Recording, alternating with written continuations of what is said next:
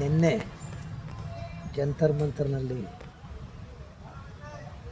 ಇಡೀ ರಾಷ್ಟ್ರಾದ್ಯಂತ ಹೋರಾಟ ತೀವ್ರಗೊಂಡಾಗ ಧರ್ಮೇಂದ್ರ ಪ್ರಧಾನ್ ಉನ್ನತ ಶಿಕ್ಷಣ ಸಚಿವರು ರಾಜೀನಾಮೆ ಕೊಟ್ಟಿದ್ದಾರೆ. ಅವರು ರಾಜೀನಾಮೆ ನೀಡಿದ್ದಕ್ಕೆ ರಾಷ್ಟ್ರಾದ್ಯಂತ ಸಂಭ್ರಮ ಆಚರಿಸುತ್ತಿದ್ದಾರೆ, ಸಂತೋಷ. ಆದರೆ 150 ಕೋಟಿ ಜನರ ಪಾದದಲ್ಲಿ ನಾನು ನಮಸ್ಕರಿಸಿ ವಿನಂತಿಸುತ್ತೇನೆ, ಇವರನ್ನು ಯಾವುದೇ ಕಾರಣಕ್ಕೂ ನಂಬಬಾರದು. ಯಾರು? ಅಮಿತ್ ಶಾ, ನರೇಂದ್ರ ಮೋದಿ, ಮೋಹನ್ ಭಾಗವತ್ ಹಾಗೂ ಯೋಗಿ ಆದಿತ್ಯನಾಥ್. ಇವರು ಎದೆ ಸೀಳಿದರೂ ಕೂಡ ಸಂವಿಧಾನದ ಆಶಯಗಳಾದ 4 ಅಕ್ಷರವೂ ಕೂಡ ಇವರ ಎದೆಯಲ್ಲಿ ಇಲ್ಲ. ಇದು ನಾನು ಕಂಡುಕೊಂಡಂಥ ಸತ್ಯ. ಉದಾಹರಣೆ, ಅಮಿತ್ ಶಾ ಸಂಸತ್ತಿನಲ್ಲಿ ಸಂವಿಧಾನದಿಂದ ಆಯ್ಕೆಯಾಗಿ ಸಂವಿಧಾನದ ಹೆಸರಿನಲ್ಲಿ ಪ್ರಮಾಣ ವಚನ ಸ್ವೀಕರಿಸಿ ಅಂಬೇಡ್ಕರ್ ಬಗ್ಗೆ ಅಂಬೇಡ್ಕರ್ ಅಂದರೆ ಸ್ವರ್ಗ ಸಿಗುತ್ತೆ ಅಂತ ಹೇಳಿ ಅಂಬೇಡ್ಕರ್ ಆಶಯಗಳಿಗೆ ಸಂವಿಧಾನಕ್ಕೆ ಅವಮಾನ ಮಾಡಿದ್ದಾರೆ. ನಂತರದಲ್ಲಿ ನರೇಂದ್ರ ಮೋದಿ,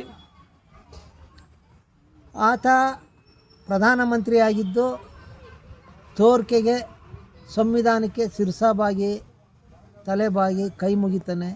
ಎದ್ದಾಗ ಸಂವಿಧಾನದ ಆಶಯಗಳಿಗೆ ಗುಂಡೊಡಿತಾನೆ. ಹಾಗೆ ನಾಥುರಾಮ್ ಗೂಡ್ಸೆ ಪಕ್ಕ RSS ಮುಖಂಡ, ಅವನೇನು ಮಾಡ್ತಾನೆ? ಗಾಂಧೀಜಿ ಪಾದಗಳಿಗೆ ನಮಸ್ಕರಿಸಿ ಎದ್ದಾಗ ಗುಂಡೊಡಿತಾನೆ. ಹಾಗಾದರೆ ಮೋಹನ್ ಭಾಗವತ್ ಅವರೇನು ಮಾಡ್ತಾನೆ? ಮೋಹನ್ ಭಾಗವತ್ ಇಡೀ 150 ಕೋಟಿ ಜನರು ಕೂಡ ಸಂವಿಧಾನವನ್ನು ಒಪ್ಪಿಕೊಂಡು, ಬಹುತ್ವವನ್ನು ಒಪ್ಪಿಕೊಂಡು, ಪ್ರಜಾಪ್ರಭುತ್ವವನ್ನು ಒಪ್ಪಿಕೊಂಡು ನೋಂದಣಿ ಮಾಡಿಕೊಂಡು ಅವರು ಸಂವಿಧಾನವನ್ನು ಸ್ವೀಕರಿಸ್ತಾ ಇದ್ದಾರೆ. ಇವನು ಸಂವಿಧಾನಕ್ಕೆ ಸವಾಲು ಒಡ್ತಾ ಇದ್ದಾನೆ. ವರ್ಲ್ಡಲ್ಲಿ ಅನೇಕ ಥರದ ಗೌರ್ಮೆಂಟ್ಗಳಿವೆ. Hierarchy, monarchy, military, religious, feudalism. ಇದು ನಮ್ಮದು ಸಂವಿಧಾನ. ಈ ಎಲ್ಲ ಕಾರಣದಿಂದ ನಾವು ಭಾಳ ಗಂಭೀರವಾಗಿ ಆಲೋಚನೆ ಮಾಡಬೇಕಾಗುತ್ತೆ. ಮತ್ತು ಈ ಆದಿತ್ಯನಾಥ್ ಏನು ಮಾಡ್ತಾನೆ? ಈ ವ್ಯಕ್ತಿ ಜಂತರ್ ಮಂತರ್ನಲ್ಲಿ ಹೋರಾಟಗಾರರಿಗೆ ಆಹಾರ ವಿತರಿಸೋದಕ್ಕೆ ಜುನೈದ ಮನೆ ಮೇಲೆ ಉತ್ತರ ಪ್ರದೇಶದಲ್ಲಿ ದಾಳಿ ನಡೆಸ್ತಾನೆ ಅಲ್ವೇ? ಈ ಮೇಲ್ಕಂಡ ಎಲ್ಲ ಕಾರಣಗಳಿಂದ ಈ 4 ಜನರಲ್ಲಿ ಎದೆ ಸಿಡಿದಿರೋದು ಸಂವಿಧಾನದ ಆಶಯಗಳಾದ 4 ಅಕ್ಷರವೂ ಇರುವುದಿಲ್ಲ. ಹಾಗಾದರೆ ಇವ್ರ ಎದೆನಲ್ಲಿ ಏನಿದೆ?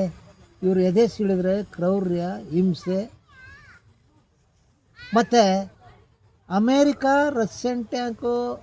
ಅಮೇರಿಕನ್ ಟ್ಯಾಂಕು ಒಂದು ಕಡೆ ಬಾಂಬ್ ಹಾಕಿದ್ರೆ ಇಡೀ ಮನುಕುಲ ನಾಶ ಆಗುತ್ತೆ. ಆದರೆ ಇವ್ರು 4 ಜನರು ಎಲ್ಲಿ ನಡೆದಾಡ್ತಾರೋ ಅಲ್ಲಿ ಗರಿಕೆ ಹುಟ್ಟೋದಿಲ್ಲ. ಹಾಗಾದರೆ ಇವ್ರು 4 ಜನದಲ್ಲಿ ಇವ್ರ skeletal system, nervous system, urinary, blood, cells, tissues ಎಲ್ಲವೂ ಕೂಡ ಪಾಯ್ಸನ್. ಅವರು ಬದುಕಬೇಕೋ ಬದುಕಬಾರ್ದು ಅವ್ರಿಗೆ ಸೇರಿದ್ದು, ಅಧಿಕಾರದಲ್ಲಿ ಇರಬೇಕೋ ಬಿಟ್ಟು ಹೋಗಬೇಕೋ ಅವ್ರಿಗೆ ಸೇರಿದ್ದು, ಇಲ್ಲ ಬದಲಾವಣೆಯಾಗಿ ಭಾರತದಲ್ಲಿ ಸುಂದರವಾದಂಥ ಭಾರತದಲ್ಲಿ ಇರಬೇಕೋ ಅಥವಾ ಇಲ್ಲಿಂದ ಆಸ್ತಿ ಸಂಪತ್ತನ್ನು ಎತ್ಕೊಂಡು ಹೊರಗಡೆ ಹೋಗಬೇಕೋ ಅದು ಅವ್ರಿಗೆ ಸೇರಿದ್ದು.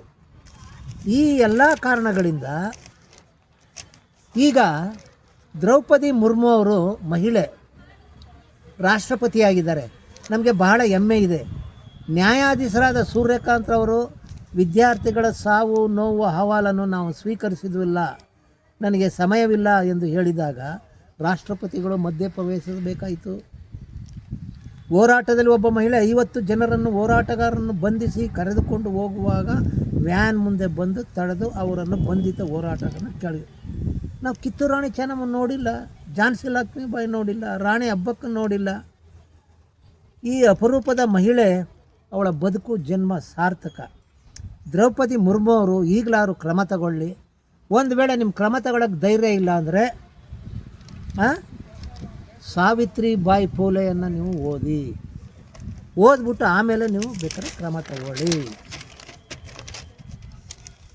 ಹಾಗಾದರೆ ಈ ಸೂರ್ಯಕಾಂತ್ರವರು ಈ ಮೇಲಿನ ಹೇಳಿಕೆಗೆ ನಾನು ತೆಗೆದುಕೊಳ್ಳೋದಿಲ್ಲ, ಸಮಯ ಇಲ್ಲ ಅಂತಂದರೆ ಕ್ರಿಮಿನಲ್ ಹಾಗೂ ದೇಶದ್ರೋಹಿಗಳ ಬಗ್ಗೆ ತೀರ್ಪು ನೀಡುವಾಗ ಬಲವಂತ ಕ್ರಮ ತೆಗೆದುಕೊಳ್ಳಬೇಡಿ ಎಂಬ ಅಭಿಪ್ರಾಯ ಕೆಲವು ನ್ಯಾಯಾಧೀಶರು ಅಲ್ಲಿ ಹೇಳಿಕೆಯನ್ನು ನಾನು ನೋಡಿದ್ದೇನೆ. ಹಾಗಾದರೆ ಮುಂದೇನು? ನ್ಯಾಯಾಂಗ ಶುದ್ಧೀಕರಣಗೊಳ್ಳಬೇಕು. ಈ 4 ಜನಗಳಿಂದ ನ್ಯಾಯಾಂಗ ಶುದ್ಧೀಕರಣಗೊಳಿಸೋದಿಲ್ಲ. ಹಾಗಾದ್ರೆ ಏನು ಮಾಡಬೇಕು? ನ್ಯಾಯಾಂಗದಲ್ಲಿ ಸಿದ್ಧ, ಮಾದ, ಪಳನಿಸ್ವಾಮಿ, ಡೇವಿಡ್ಡು, ಸುಬ್ರಹ್ಮಣ್ಯ, ಅಯ್ಯಂಗಾರು ಇವರು ಕೂಡ ನೇಮಕ ಮಾಡಬೇಕಾಗುತ್ತೆ. ಜಂತರ್ ಮಂತಲ್ಲಿ ಆಹಾರ ನೀಡುತ್ತಿದ್ದದಕ್ಕೆ ಜುನೈದಾ ಅನ್ನೋರನ್ನ ಉತ್ತರ ಪ್ರದೇಶದ ಸರ್ಕಾರ ಪೊಲೀಸರು ಮನೆ ಮೇಲೆ ದಾಳಿ ಮಾಡ್ತಾರೆ ಅಂತಂದರೆ ಆಲೋಚನೆ ಮಾಡಿ. ಆದ್ದರಿಂದ ಹಾಗಾದ್ರೆ ಮುಂದೇನು? ಮುಂದೆ